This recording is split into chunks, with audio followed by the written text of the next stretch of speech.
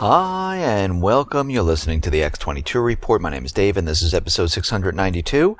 And today's date is June 13th, 2015. And the title of this report is IMF in China to review the reserve status of the Yuan.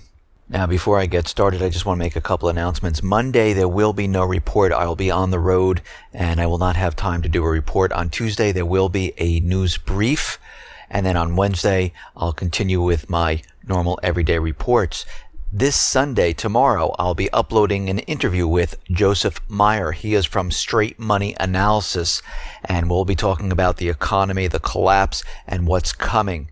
And if you're on the X22 Report alert system, you'll get an email. If you're on YouTube and you subscribe to the X22 Report Spotlight channel, YouTube should send you an email letting you know when this is uploaded. If not, you can come right to the X22 Report site. You'll see the interview on the right hand side, or just go to YouTube and type in X22 Report space Spotlight, and the YouTube channel should come right up.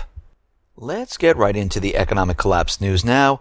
We are continually seeing the ongoing saga with Greece where they can't make any type of deal, and we see right now that the EU is giving Greece about 24 to 48 hours to come up with a proposal that includes pension reform and VAT increases, austerity, you name it, everything the government promised they would not do, and I don't think this is going to work out whatsoever.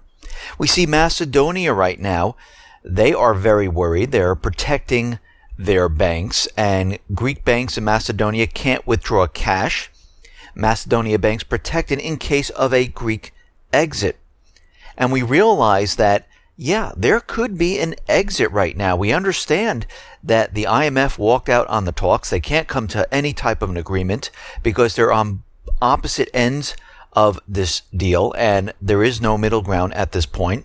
We see the unemployment in Greece is getting continually worse. Right now, the unemployment rate increased to 26.6% in the first quarter of 2015, compared to 26.1% during the fourth quarter of last year. So we can see as time goes on, the unemployment rate is getting worse. And if Greece does make some type of deal and they receive another tranche of debt, this is not going to help the everyday person.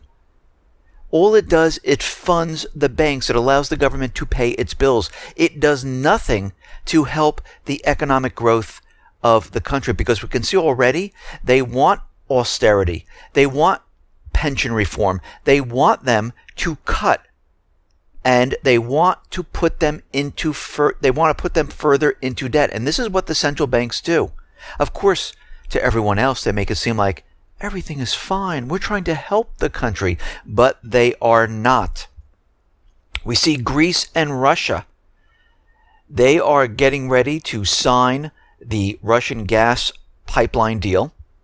And we can see right now that Cyprus is also due to hold a meeting with Russian President Putin on the sidelines of the forum and talk about other issues. Now, this could be where he's going, and they're going to discuss the next move of maybe going with Russia, joining the BRICS. And we're going to have to watch that very closely. While this is all happening, the people are very nervous, and we're starting to see that people are continually taking out their money from the banks. We understand a lot of people have been lining up at the ATMs, going into the banks, taking out money, and we see Greek depositors have yet yanked another 600 million euros from the local banks. They understand what happened in Cyprus. They do not want it happening to them. They want their money in their hands, under their mattresses, in safes, someplace safe where the banks can't touch it. Because the banks, they're the criminals in this scenario. Think about it. They're holding your money hostage. They're saying that you can't access it. And they're giving you worthless bank stock. And we can see that the Eurozone, the IMF, they are preparing, and I think they've been preparing for quite a while, for a default scenario where Greece defaults and they leave the Eurozone. Because we see right now senior Eurozone officials, they have started discussing the scenarios of a possible default by Greece. So they are getting prepared right now. They're getting ready for something to occur. Now, here in the United States, the central bankers, the U.S. government, they're continually telling us that everything is absolutely fine. There's nothing wrong here. And we see the Umich sentiment has increased from 90.7 to 94.6. And everyone's like, oh my God, consumer sentiment is up. Everything is fine. Well, this is based on people thinking that they're going to get an increase in wages. They're going to get a raise. They're going to be making more money. They're going to get a better job. So if we look at this, gas prices are increasing, food prices are increasing, and the people are hoping that they get a better salary, they get a better job. But when we look at this, we can see that this is not going to happen. I understand hope. Hope is a good thing. But in reality and facts, we see that this is not going to occur at this time because we are taking on more low-paying jobs, losing the high-paying jobs. And as time goes on, we're seeing more retail stores close, more layoffs, and more corporations continually laying off the people. We see the prices of food continually skyrocketing, even though the central bank and the U.S. government is telling us, no, there is no inflation. Beef prices hit a record. They're up 30% in the past 2 years. Beef and veal prices index just rose to a new all-time high of 260.8, up 12.3% from a year ago and 30% in the last 2 years. Every time I go to the market, I have 4 children, 6 people in my family. Food continually goes up. Products are shrinking. We're getting less for the money, and I'm paying a lot more each month. And this is why we see the older population going back and getting these part-time jobs, because their retirement plans that they were hoping would give them great interest, give them great returns, they're not making it. They can't keep up with what's going on right now. We're even seeing fuel prices starting to increase. If we look back from January of 2015, we were at around $2.10. Then if we look in March, the average is around $2.50. And now we're getting close to $2.80. It is continually creeping back up to where we were. And of course, the corporate media and the U.S. government is telling us that retail sales, this is the best we've seen it. It's up by 2% or 2.7%. This shows us that the consumers are back spending. And if we zoom in on the data and we look at really what happened, all they did was manipulate it. They seasonally adjusted it to make it look better than it really is. Actually, if you look at the real retail sales, they increased by 1%. That is it. But when you look at the graph, we are in a downward trend for retail sales. If we go back to the holiday season, where we were at around 5% or so, and then we look and we go further into February, then to March, we have a deep decline down to 1.8%. Then it dropped again this month to 1%. This is the unadjusted level, the non-manipulated level of retail sales. How can retail continually going up when we see more and more stores closing and people are being laid off? Not just that, we're seeing people laid off in the major corporations. These people are having full-time, high-paying jobs. And it's not like, 500 people. We're looking at tens of thousands of people. And if we look at a year-to-year change, we see that while every year for the past 4 years, the unadjusted May data was equal to or stronger than the adjusted retail sales print, in May of 2015, this was reversed and it dropped lower. But they're trying to cover this up and convince you that everything is fine. And what's happening is these numbers are getting further and further away from the truth. And it's getting more and more difficult for them. And this is why they're coming back to GDP. And they're going to leave out the things they don't want to continually push GDP up, because we see GDP is in the negative. And they've done this once before when they went all the way back to 1929, included research and development, and recalculated GDP all the way up to the present time. They're doing the same thing with everything. We see new home purchases, and I understand real estate right now is having major problems. Not in every area, but it's starting. We saw this back in 2007, moving into 2008. Applications for new home purchases fell by 9%. This is coming from the Mortgage Bankers Association. Mortgage applications for new home purchases in May rose 15% a year earlier. Now they're down 9%. This is the hot season for real estate. We're in the spring, moving right into summer. This is when people go out and say, I want to build that new house. I want that house built before the school year starts, so I can move my family in, get into the school district, and we are not seeing it at this point. Actually, we're seeing foreclosures increase once again. They have increased by 50% from a year ago to a 27-month high. Why is this happening? Because as we know, the U.S. government central bankers have told the banks, do not let the foreclosures onto the market. Keep them. Let the people live in their houses, even though they're not paying. They'll take care of the houses. They'll live there mortgage-free until the time is right. Now the U.S. government central bankers, they think that the real estate market is doing perfectly fine because prices are up, but actually they're coming down in many places. They are instructing the banks to release some of these foreclosures onto the market. And of course, those people who are living in those houses are going to be thrown out at this time. But now they're starting to release them, and we're starting to see a surge of foreclosures on the market. And who knows, maybe the hedge funds, the investment companies, they'll step in, because as we know, they purchase thousands upon thousands of homes. This is how they're keeping this bubble inflated. And they're continually doing nonstop. We understand the United States government promised back in 2010 that they were going to give the more voting rights to the emerging economies. And they haven't kept that promise whatsoever. We understand that the BRIC countries said, you know something, we're not going to wait around. We're going to launch our BRIC banks. China came out and said we're going to launch the AIIB.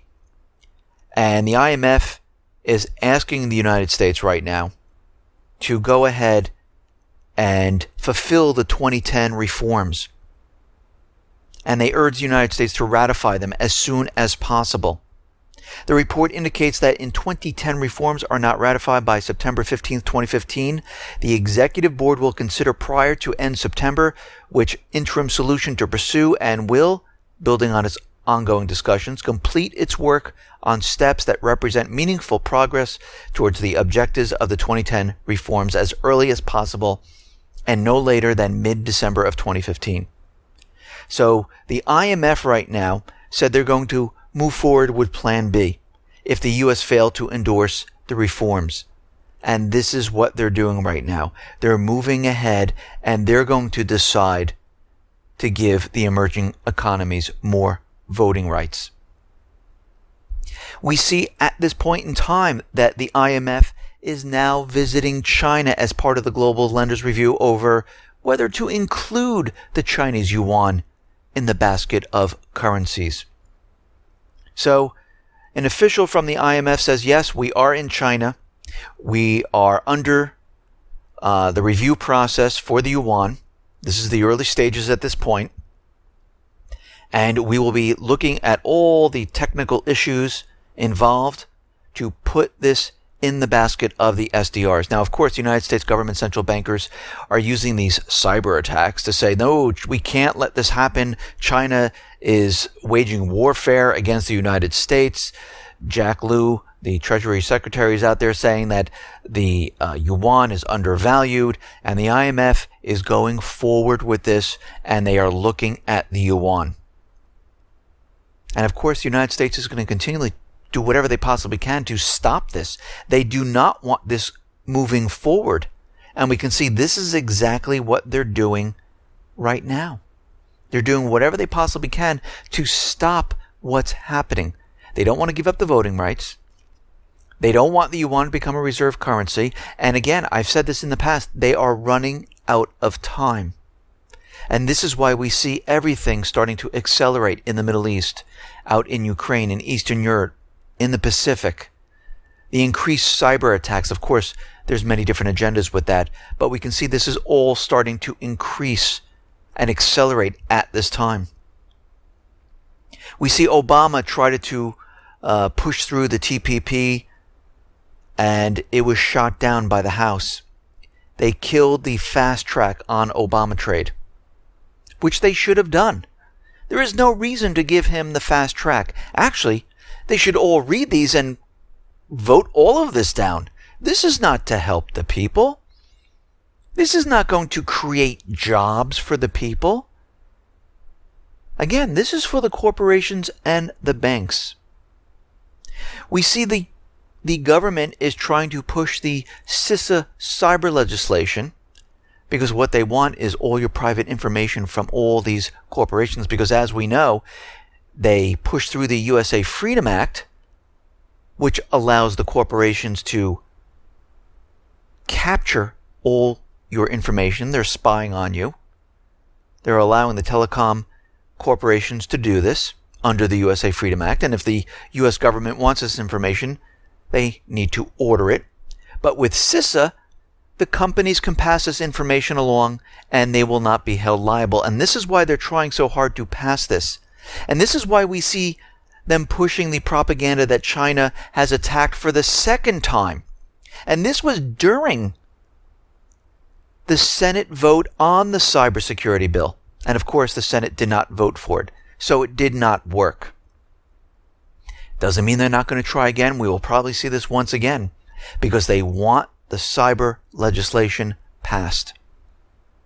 And again, we know the government is continually spying on every single American. Obama went to the secret court and said, you know something? We need to continually spy on everyone. And everyone needs to protect themselves. Just like you protect your home. You take a key, you lock your door, you close your windows. The same with your own electronic data. It's the same thing. And you need to use maybe some type of encryption or go with a service that has encryption. There's a lot of services out there. Do your searches using search engines that use encryption that do not track you. Protect your phone. You can use a product like Block It Pocket. Basically, it's a little sleeve that you slip your phone into. It's made out of steel, copper, nickel. It's interwoven into a fabric, and it blocks the signal to your phone. It also blocks out the harmful radiation when you talk on your phone. So it has two pluses. They also have other products where you can slip your credit cards into a little pocket where those people with scanners who walk by you who try to get your information, the signal is also blocked. So they have many different things you can use. And there's many different ways of using it. And all you have to do is go to these sites. I mean, blockitpocket.com. It's easy to find. You can use Start Page for your searches. That's another good way to do it. So there's many different ways that you can go ahead and protect yourself. And everyone needs to start doing this. Because as we know, the government is not going to stop spying and trying to get your information. We see the U.S. House of Representatives has finally admitted that the U.S. mainstream media doesn't like to talk about. Because in Ukraine, when we had the coup d'etat, we understand there were pockets of Nazis pushing this coup d'etat. The U.S. used them. And reporter Robert Parry has reported that, yes, there were Nazi stormtroopers that carried out this bloody war. And right now, the U.S. House of Representatives had just voted unanimously to bar U.S. assistance going to the Azov battalion because of its Nazi ties. But no one likes to admit any of these things. And we know the U.S. government, the agencies, CIA, other agencies are pushing a war in Ukraine. They want this war. The central bankers did not get what they paid for. They paid for the entire country of Ukraine and they did not receive it. And we can see at this point, Ukraine is completely falling apart. They are collapsing. And they owe Russia a payment, an interest payment of $75 million. This is part of their $3 billion Euro bond. And it is due by June 22nd. If they miss this payment, they will default. So they're in the same situation as Greece. The IMF stepped in. They will continually give them loans. Their currency is failing. GDP is in the double-digit negative. They owe these payments. Their war is on hand. But the central bankers just love piling on the debt. No economic reform, just cut programs, make the people pay, and this is all we are seeing.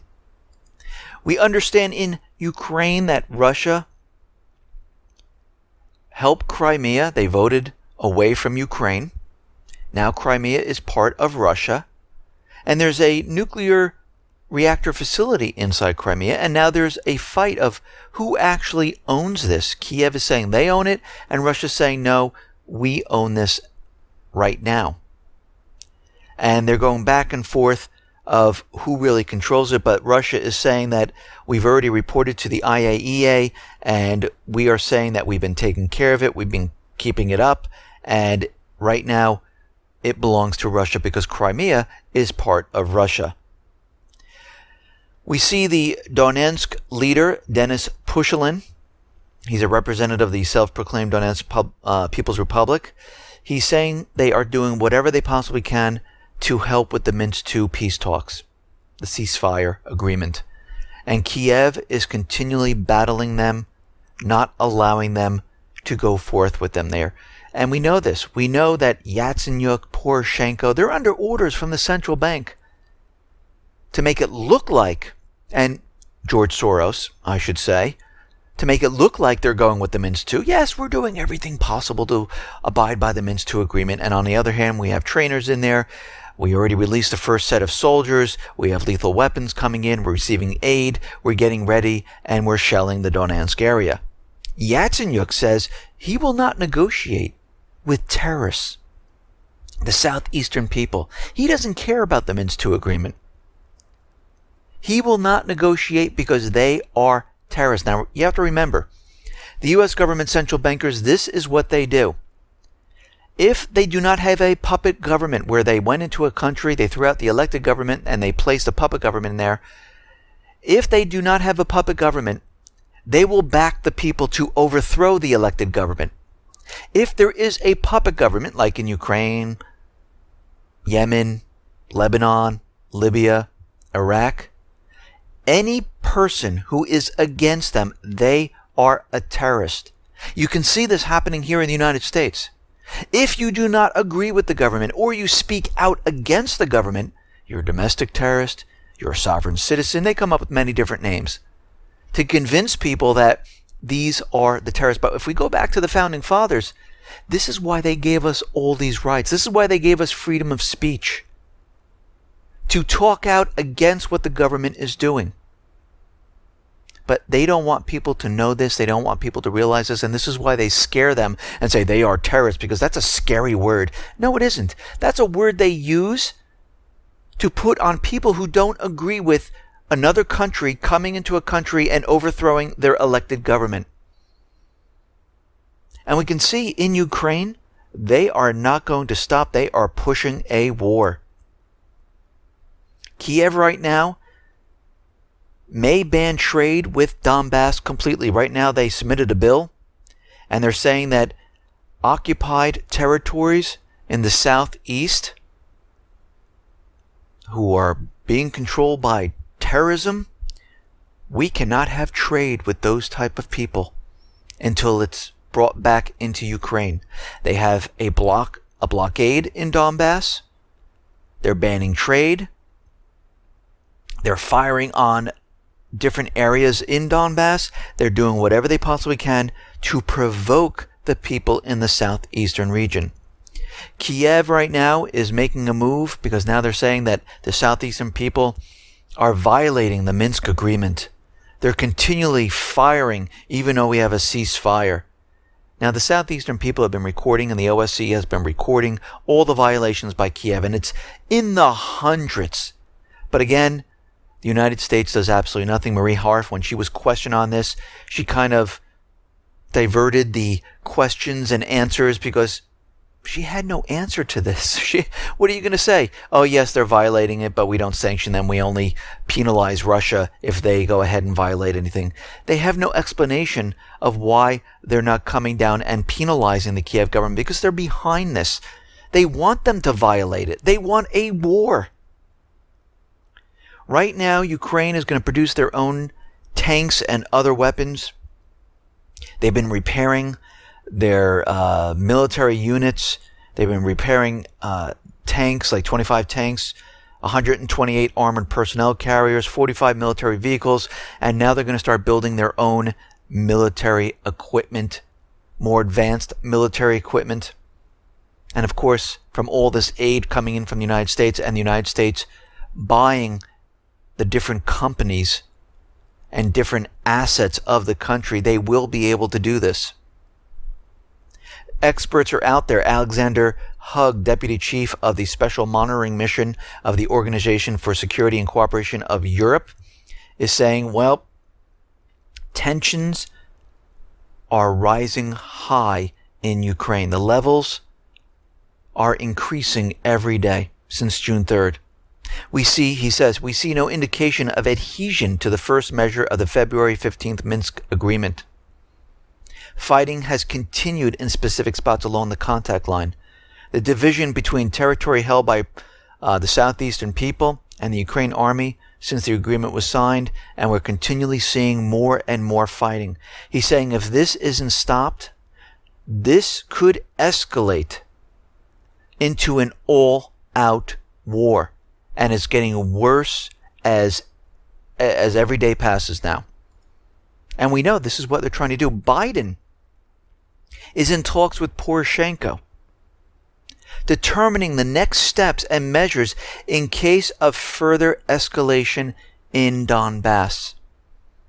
We saw this happen before. They come in, the FBI, CIA, Vice President, John Kerry, they meet with Poroshenko, and then something happens. We're seeing the same thing happen right now.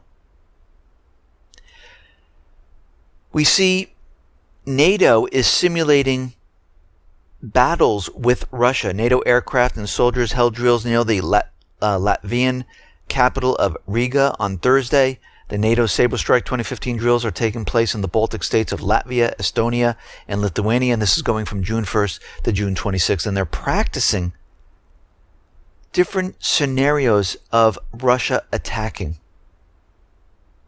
China is warning, stop the finger pointing, stop resorting to microphone diplomacy, and let's start talking about what is going on. Let's have a peaceful discussion that's happening in the South China Sea with these cyber attacks, because you are pushing the world into war. And of course, the United States government, they don't want to have talks. They like using microphone diplomacy. They like spreading propaganda because this is what they're trying to do. They're trying to provoke these countries. We see out in Iran, U.S. intelligence agencies has provided the IAEA with fake and false information, referring to claims included in the latest IAEA report about Iran's forbidden operations in Yerevan.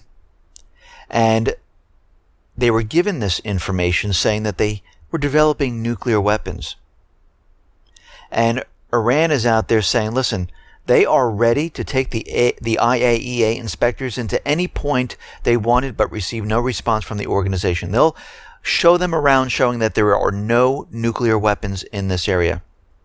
Iran has repeatedly said such documents are faked and forged by the American intelligence services against Iran's nuclear program. And they've been saying this for a long time now, that Iran is developing a nuclear weapon. It's been over 30 years, and they're always 3-5 months away.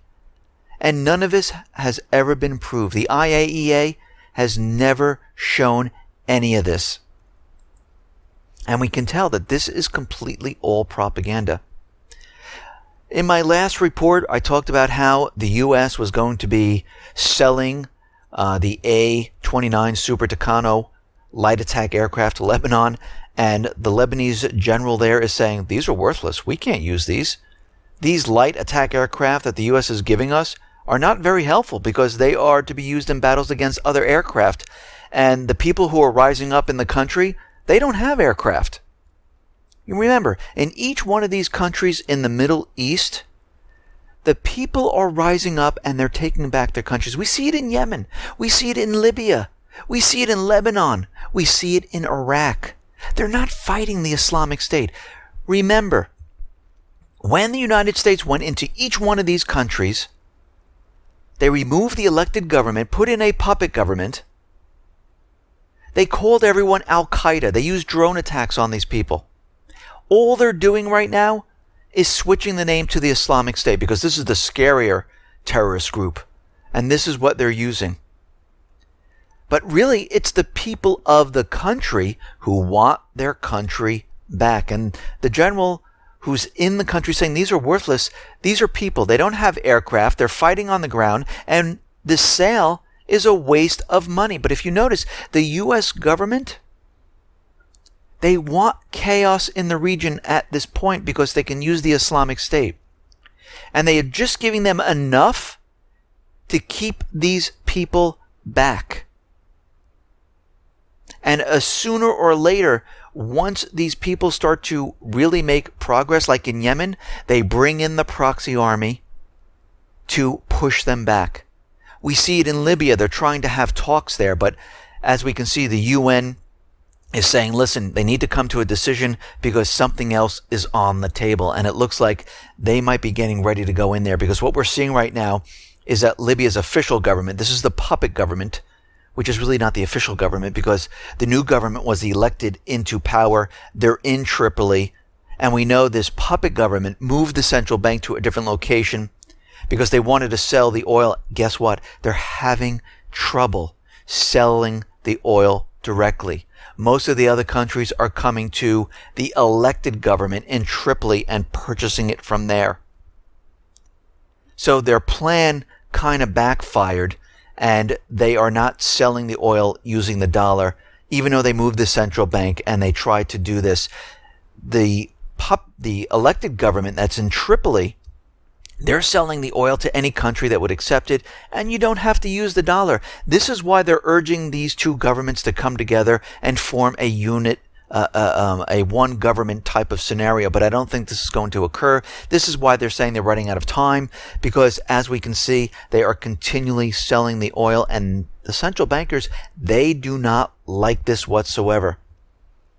Now, this war with the Islamic State, which is the proxy army of the United States, Israel, UK, and other nations, it is costing the United States $9 million a day. So this is what we have happening right now. The United States created the Islamic State. They trained them in Jordan. They released them into Iraq to cause chaos, and they had them spread into Syria. They receive instructions. They receive military equipment. They get airdrops. They're making progress moving towards Damascus. The U.S. is their air force. They bomb the infrastructure of the Syrian government. And they're using the propaganda to tell us that they're fighting the Islamic State, even though they're supporting it. And this is costing $9 million a day. The United States has spent more than $2.7 billion on this fake military campaign against the Islamic State, which is really $2.7 billion to oust Assad. This is the plan, and to fight the people who are rising up in Iraq. And we know right now that their entire plan is to split up this region. And we can see part of their plan, which was introduced into the Iraqi government, which was rejected by the Iraqi government. There was a bill submitted saying that, yes, let's start splitting it up. The Sunni section, the Kurdish section, the Shiite section. Iraq's ambassador to the United States, Luqman Falih, is warning Washington about the danger of passing the National Defense Authorization, NDAA, amendment which would give direct military aid to Kurdish Peshmerga forces to fight against the Islamic State. He is saying this would pit elements of our society against one another and would create a dangerous precedent that would undermine Iraq unity and sovereignty at this time. What is he saying? The United States is submitting this amendment to help different sections fight against each other to split the country up. This is their plan. And we understand that Obama is bringing in more and more troops into this area, into Iraq, into Syria, because we can see the people are making huge amount of gains. And he told us there were going to be no boots on the ground. He told us that no, we're not bringing troops back in. But the president now is claiming that his administration is weighing the feasibility of committing combat troops to both the U.S. Senate and the House of Representatives. We have not yet made a decision on how we are going to address this rapidly deteriorating situation, but at this point I can tell you military action is needed. So right now they're telling us it's advisors. Actually, a lot of the corporate media, they're just calling them combat troops because that's really what they are. He says we cannot stand by idly and allow this senseless mayhem to continue. We need to bring in military ground troops into this area, and this is what they're pushing for. And we can see he's going to push the authorization for war. Most likely we'll see an event. We're moving into this area of the summer where things seem to happen. We saw it happen in 2014 with the Islamic State, and all of a sudden we were bombing Syria. And we had advisors in Iraq. We saw in 2013 where they used the false flag sarin gas attack in Syria. And this year, we are definitely going to see something occur in Ukraine and in the Middle East to bring in more troops to get this war started. This is what all the indicators are pointing to at this time. Now, can all this change? Of course it can. Their plans are not set in stone. We've seen many plans change. But right now, it seems like we're headed in that direction. And ISIS, the Islamic State, continues to thrive, even though we had thousands and thousands of bombing of the Islamic State. Isn't that odd? And again, this is the worst terrorist organization, if you believe the official story, and they just can't come up with a plan, and all their bombing and all their military advanced weaponry, they just can't get this group, even though they're moving around in these lines of Toyota trucks. There's pictures being taken of the Islamic State in all the different regions. They just can't get them, but they can hit the refineries, the grain silos. They can hit the oil fields. They can hit the schools. They can hit the hospitals. They just can't hit the Islamic State. They always seem to leave before the bombing starts. Now, we've seen today, or last night, in Texas, we had a strange shootout at the Dallas police headquarters. And they're saying these gunmen, 4 gunmen, just fired upon the police station for no reason. They can't figure out a motive at this point. They had automatic weapons. They had 2 pipe bombs. They're saying that, these people were distraught because, they took their kids and then they were labeled as terrorists. So they decided to go in and shoot up the police station for absolutely no reason. Now, it seems like this is going to be built up into something completely different. It looks like this was staged somehow. And we're going to see a completely different story when this comes out, that these were domestic terrorists. Maybe they were part of the Islamic State. Who knows what they're going to come up with? Or they're trying to make it look like, oh, look, the police are being attacked. We need better weapons. We need more defenses because look what the people are doing. And we can see this is all playing into what we know is going to happen, because as this system starts to collapse, as the system falls apart, we know that the people are going to be very upset. And again, this happened in Texas. We know Jade Helm is coming up. Was this a practice run? Were these patsies? And we'll have to look further into this as more information comes out. Listen, everyone, thanks a lot for listening. Be well, be safe, and especially be prepared. Thanks a lot.